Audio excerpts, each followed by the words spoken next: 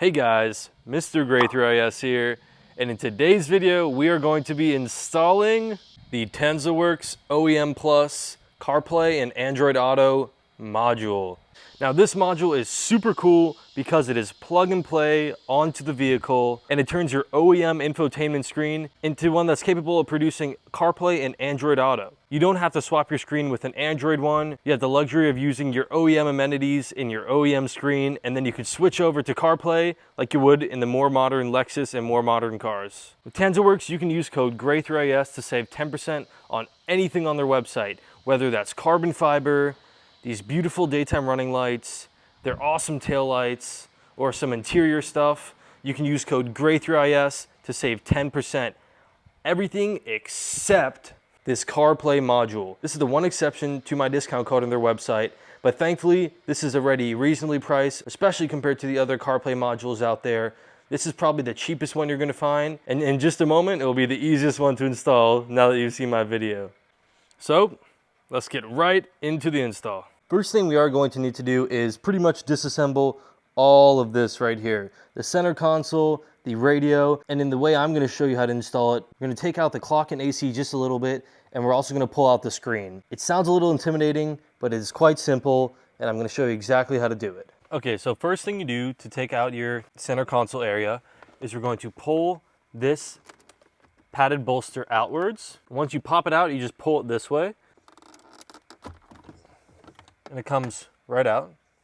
Then you're going to take out two Phillips screws, one here and one here. And once those two are out, you're pretty much just going to pry this way, and this whole section is going to come out. And there's a bunch of clips that run along this.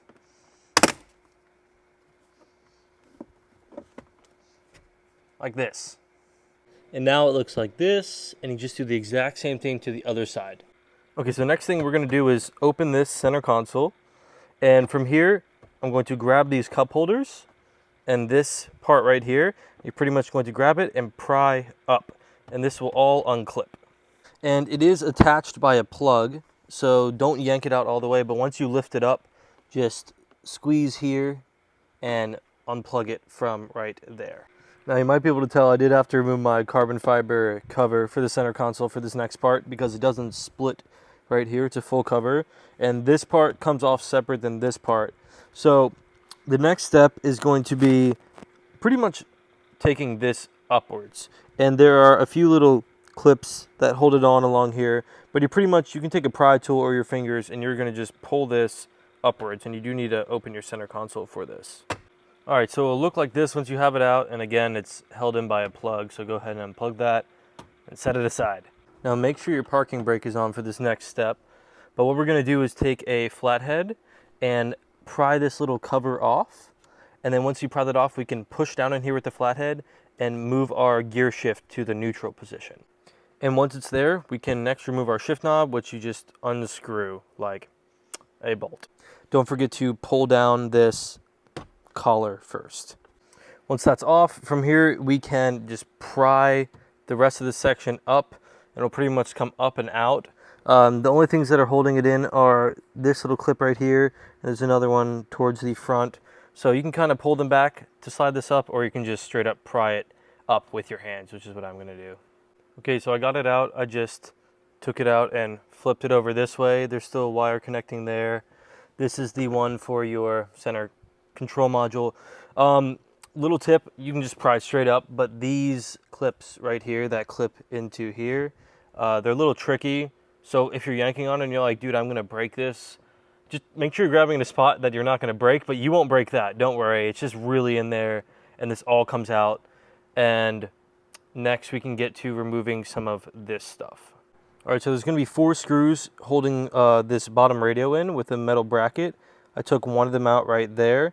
There's one more there, one right there, and it's going to be the same on the other side like that one. So it's 4 of them, and this should come right out after that. All right, and once you get those screws out, I already popped it out, but you just pull, and this whole radio will come right out. Okay, so next we're going to take this panel off of back here, which all you do is you pry up and then out. And to get a little bit more access, you can kind of pull this hood forward a little bit, and all you do is you get your fingers behind here, yank it forward and it pries it out a little bit so you have a little more space back there. So once that part is out, there are two 10mm bolts holding your screen in. So we're going to take those out, and then your screen's going to pop forward. And like I said before, the screen just pops out. Those are the two clips. So you pull it from the top, and then it just slides right out. And I'm going to lay it down so I have access to the wires at the back, because that's all we need. All right, I disconnected my screen cables just so I had a little bit more slack and I could kind of show you guys what I'm going to plug in. But now that all this is apart, it looks kind of crazy, but you guys saw it wasn't that hard to take apart, not going to be that hard to put back together. But let's check out what comes in the box. So first thing, once you open the box, is the pretty much install guide. There's a bunch of pages in here that shows you how to install it. From what I've heard, it is a little hard to understand. A couple things in it are maybe wrong. I don't know, we'll figure it out, but in this video I'll show you how to do it the correct way. This is my first time looking in this box too. So next you have the Carplay module, the actual device itself. And then under all of that are, yep, your cables. So looks a little intimidating. It is a little bit, but that's all right. We'll figure it out and I'll show you how to install.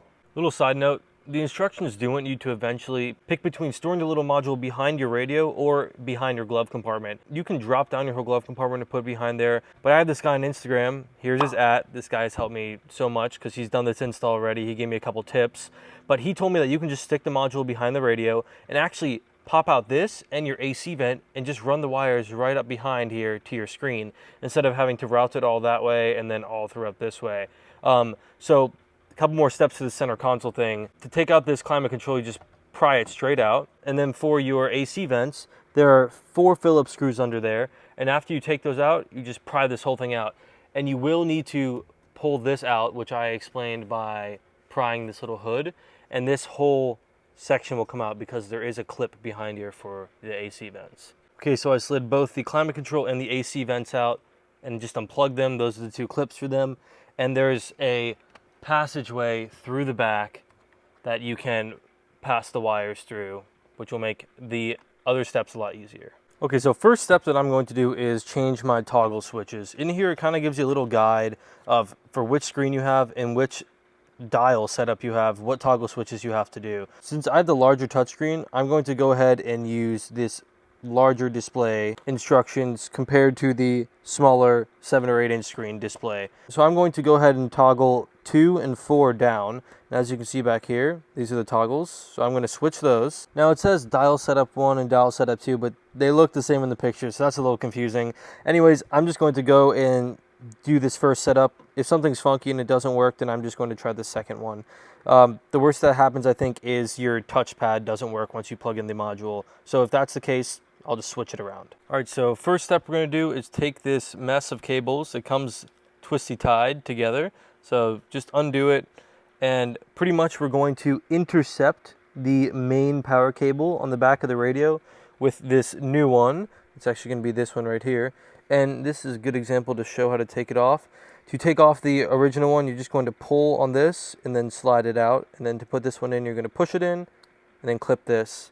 And we're just going to intercept these 2 cables. And connected to this jumble of wires that we're about to intercept is also this other cable. As you can see, they intercept it with this one.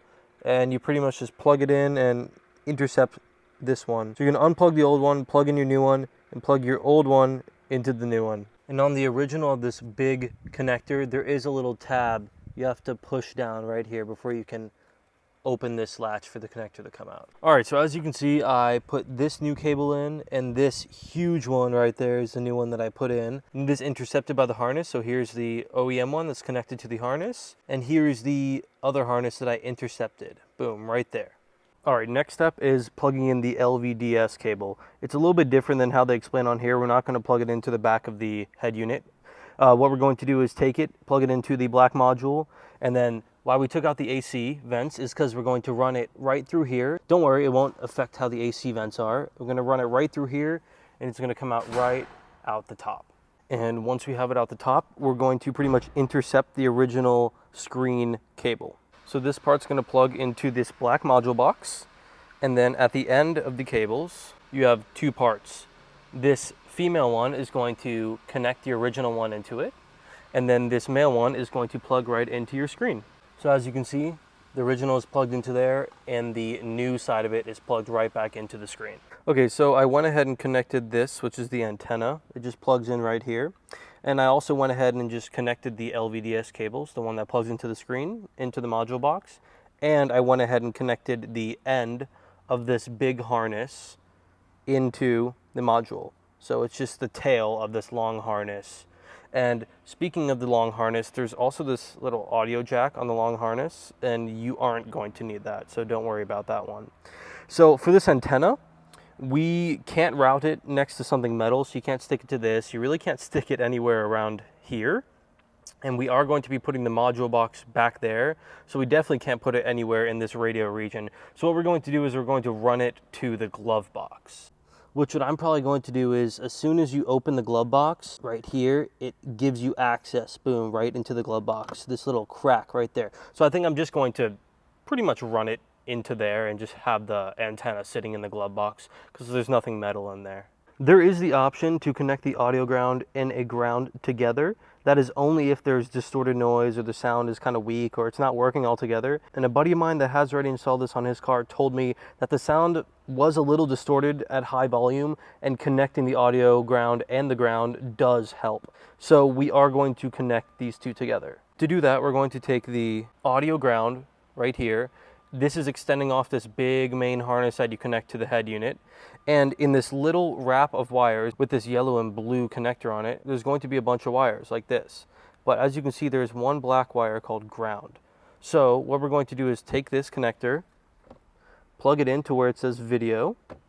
And once that's plugged in, we're just going to splice or cut this black wire, then connect it to this audio ground wire. And you can use a connector, or you can just cut them, strip them, and wrap them together and then tape them up. That's exactly what I'm going to do. All right, guys, we're almost done. So after connecting those two ground cables together, we're going to use this screen power cable, which is the one with the little brown wrapping around it. And we're going to intercept the original screen power cable, kind of like that. So you're going to unplug the black one, plug this in between it, and plug it right back into the OEM screen, which I already have done. You unplug the black one, plug the black one into the white part, and then plug this right back into the OEM screen. You don't need to do anything with these gray and green wires right here, but the long wire that branches off of this one, you will plug it in right there to the right of the video, and I ran it right down through the same spot that I did the LVDS cables, right through the AC kind of. Now there's something called a joystick extension cable. It would intercept your joystick right here and would plug in between these two. It looks like this. It has a little tee off and it has a cord.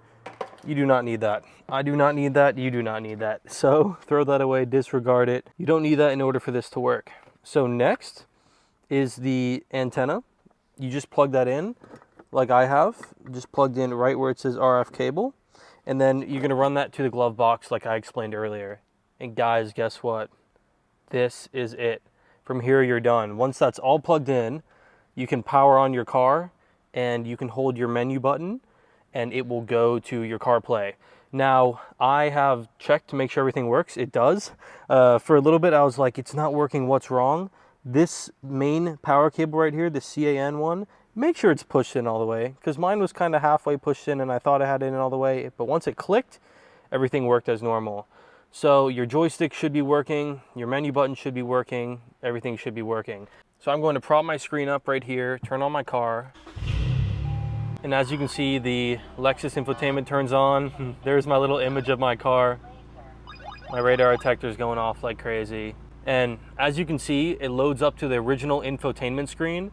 And to get to CarPlay, you're going to hold menu button for 5 seconds. So I'm going to hold it and show you the screen. And you'll hear the box right here click a little bit. And it loads this menu up right here. Now, I have already connected my CarPlay. So if I press CarPlay right here, it's going to give me an error. But for you, what you would do is you would click CarPlay right here, and it would bring you to a screen where it has a little refresh circle in the top right.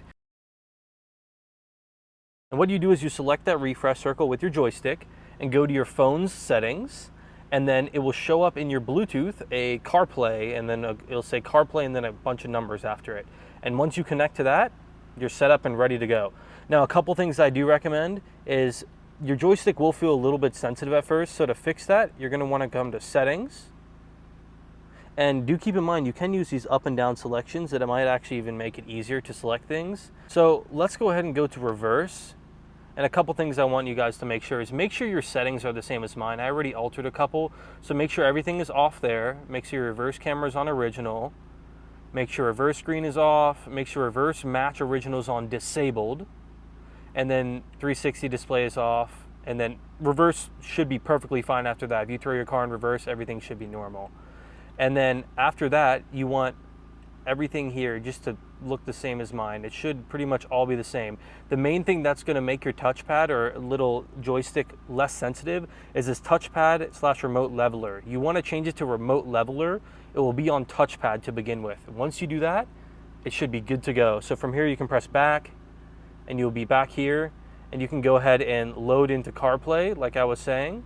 And once you set up CarPlay and you're in this screen, you don't click CarPlay to go back to CarPlay again. There'll be this little CarPlay icon in the top left here. For me, mine is not displaying right now because my Bluetooth is off, because I don't want my phone to connect to my car because I'm filming. But that is exactly how you get back to CarPlay if you go to this menu. To get to this menu, there'll be a little home icon in your main CarPlay. But once you're in CarPlay, the rest is pretty self-explanatory. Now, CarPlay's audio is all right. It's not the best. Connecting those two ground cables like we did will make it a little bit better. I think what I'm going to do is actually use my Lexus IS audio, so my regular Bluetooth audio connection. I just selected my main infotainment, the OEM infotainment selection, and that's what I'll play my music through. Now, if you do want to play it through CarPlay, in your OEM music selection, you'll select the aux. And aux, or auxiliary, is what will play music through CarPlay. So you should be completely good after that. Now, I'm going to put this module right back there. There's enough space back there where I can stick this and it won't get in the way of the head unit. You can stick it behind your glove box. I just don't feel like doing that. But other than that, from here on out, just pretty much put everything back together, and I'll see you in a second. But for me, it'll probably be like 5-10 minutes. All right, guys, I got it all back together. As you can see, everything is in one piece again. And once you take it apart, it's pretty easy to put back together because you're like, okay, I know exactly where it goes. And just another thing to specify, this part of the radio right here, this bottom part, there is space to put the module box under it. So if you kind of have this radio out to the side, like when you're working on it, and you put the module, the little black box, and you put it on the floor of back there, right on the bottom, this radio, this head unit can slide in and it'll be above it actually, and you'll have plenty of space. And I also went ahead and, well, you can't even see, but I ran my antenna wire to my glove box, and my antenna's in my glove box, so it's away from any metal. So everything is back together, and here's what it looks like.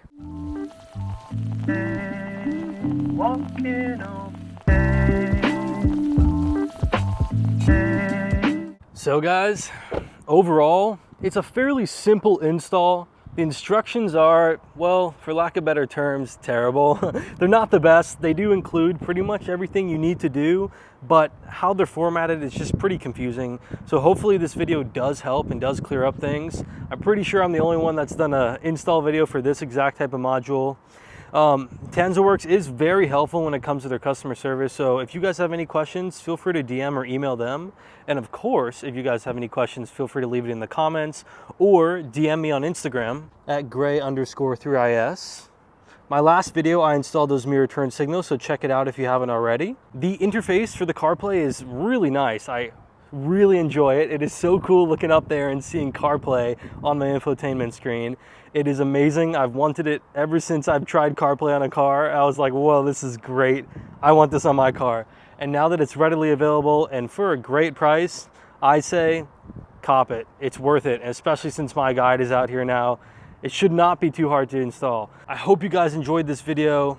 I had a great time making it. It was a little frustrating at times, but now that I got it figured out, I hope you guys can too. Shout out to TanzaWorks, and thank you so much for sponsoring this video and sending this unit out to me to make this video. I'm sure this will help all of your customers out there in the future. I hope you guys enjoyed. Other than that, this has been Mr. Gray3is, and I'll see you in the next one.